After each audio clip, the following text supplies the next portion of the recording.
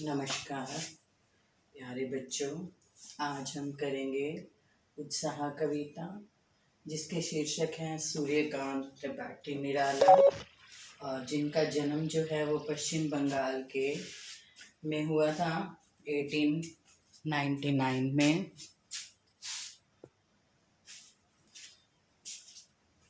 जिनके पिता का नाम पंडित राम सहाय त्रिपाठी था। पत्नी का निधन जो है उनका 1918 में हो गया था और उनका विवाह भी 14 वर्ष की आयु में हो गया था। और जैसे पत्नी का निधन हुआ तो उसके बाद उसके पिता, उनके चाचा और चचेरे भाई का एक एक करके निधन हो गया। फिर उनकी बेटी सरोज का निधन हो गया। तब निराला जी अंदर से बिल्कुल टूट गए। वे आजीवन ही संघर्षों का सामना करते रहे और फिर अंत में 1961 में निराला जी का भी निधन हो गया। उनकी जो प्रमुख रचनाएं थी वो जैसे कहानी संग्रह के अंदर अनामिका, परिमल, तुलसी दास, गीतिका, कुकुरमुता, बेला, अर्चना, आराधना, नए पत्ते, गीत यूज आदि थी। और उनके जो कहानी संग्रह हैं वो लिल्ली, सखी, सुकुल की बेटी, चतुरी चमार। उनके उपन्यास थे अप्सरा, अलका, प्रहलाद, ध्रुव और शकुंतला। रेखा चित्र जो थे वो उनके थे कुल्ली घाट, बिल्लेसुर और बकरीता।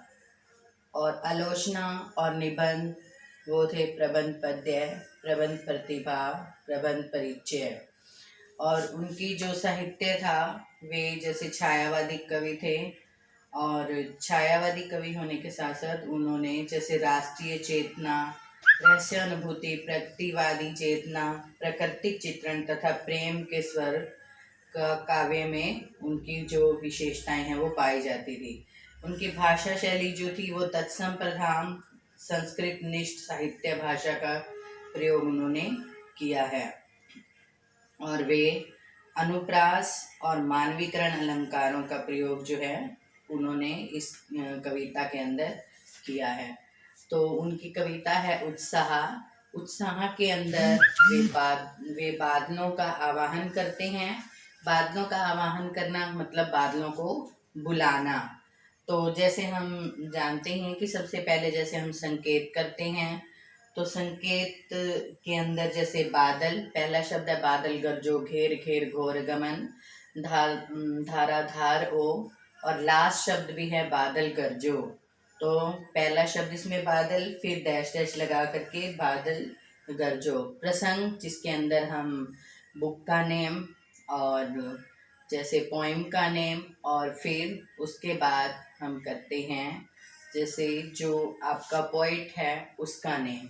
तो इसके अंदर जैसे प्रस्तुत पद्य जो है वो हमारी हिंदी की पाठ्य पुस्तक क्षितिज में संकलित कविता उत्साह नामक गीत से लिया गया है। और इसके रचयिता जो हैं वो हिंदी के छायावादी कवि सूर्यकांत त्रिपाठी निराला हैं। और यहाँ पर वो जैसे उसकी एक विशेषता लिखते हैं तो यहाँ पर कवि जो है वो बादल का आवाहन कर रहे हैं, यानी कि बादल को बुला रहे हैं। तो बादल गरजो घेर घेर घोर गगन, धराधार ओ, ललित ललित काले घुंघराले, बाल कल्पना कैसे पाले। इसके अंदर कवि क्या कहता है कि हे बादलों, तुम गर्जना करते हुए आओ और तुम खूब गरजो और कण कण करो और अपने भयंकर गर्जना से संपूर्ण आकाश को घोर गगन का मतलब है संपूर्ण जो सारा आकाश है उसको तुम भर दो, घेर लो। ललित ललित, ललित ललित मतलब सुंदर सुंदर, काले घुंघराले बालों वाले। और ये जैसे उन कवि जो है यहाँ पर वो कल्पना कर रहा है। कैसी कल्पना कर रहा है कि बादलों का मानवीकरण जैसे उसने किया है। जैसे मानव के काले घुंघराले बाल होते हैं तो वैसे ही वो बादलों को कह रहा है। तो बाल कल्पना कैसे पाले, और वो ऐसे हैं कि काश कल्पना के विस्तार के समान घने हैं।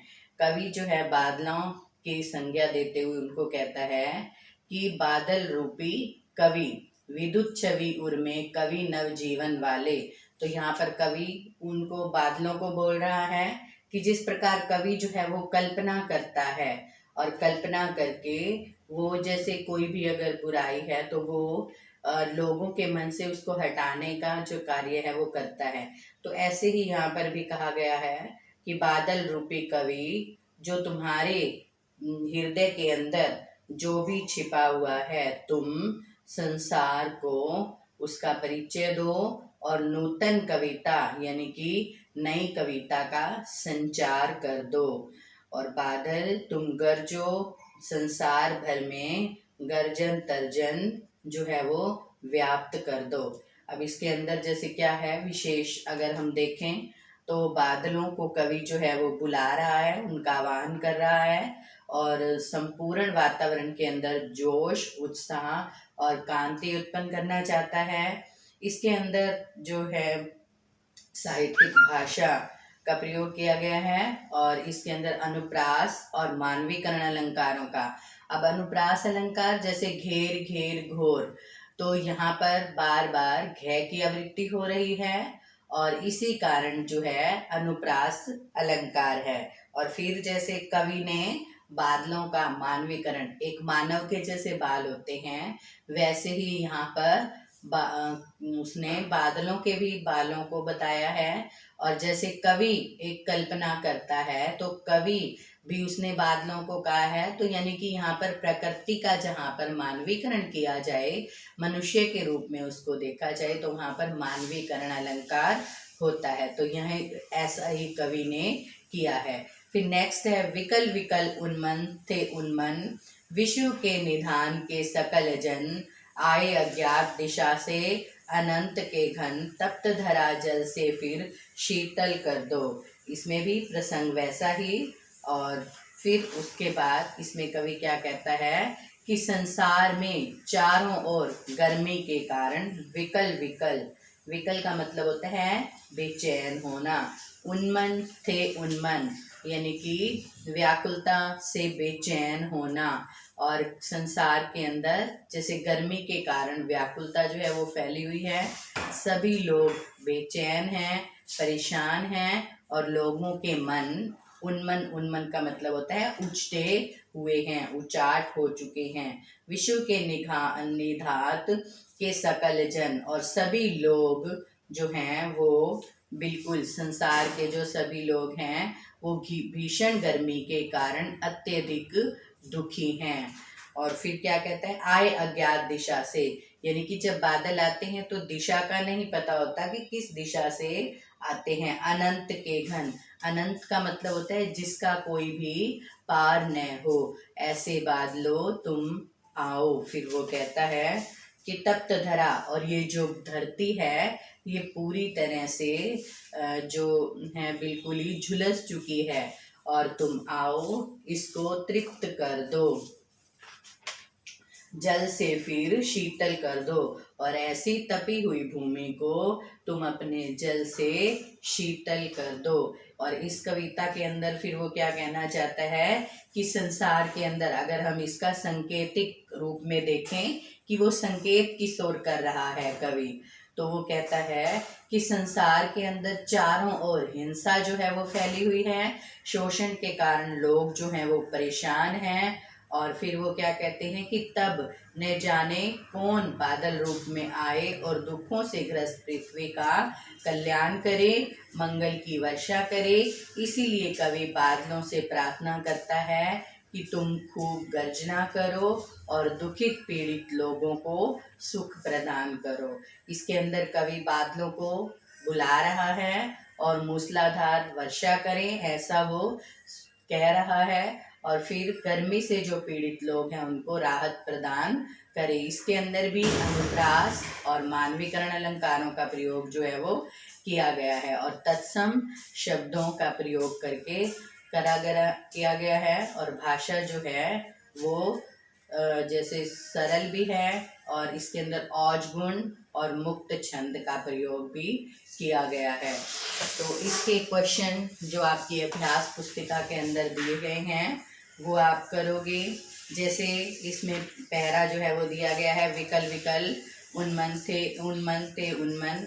अब इसमें विश्व के निधात के सकल जन, यानी कि पूरी जो संसार के लोग हैं, उनके माध्यम से कवि क्या कहना चाहता है। उनके माध्यम से कवि क्या कहता है कि पूरे विश्व के जो लोग हैं वो भी दुखों से बेचैन हैं। तो यहाँ पर वो बादलों को बुलाता है और कहता है कि तुम वर्षा करो। जिस प्रकार जब पृथ्वी जो है वो तप्त हो जाती है, तो बादल जब वर्षा करते हैं तो वो कैसी हो जाती है, फिर ठंडी हो जाती है। तो इसी प्रकार मानव का जो मानव मन होता है, जब वो दुखों से ग्रस्त हो जाता है तो कोई मानव, ऐसा मानव ही अवतरित होता है जो उनके दुखों को दूर करता है। तो इसी प्रकार जैसे बादलों के हृदय में क्या है, विश्व के सकल जन कैसे थे, दुखी थे। बादल जैसे किस दिशा से आए हैं, बादल जो है वो अनंत दिशा से आए हैं। कवि निराला का पूरा नाम सूर्यकांत त्रिपाठी निराला। तो इस तरह से आप इन क्वेश्चनों को अच्छे से करोगे, और अगर कुछ भी नहीं समझ में आता तो जब हमारी जूम मीट होती है तब भी आप पूछ सकते हो। धन्यवाद।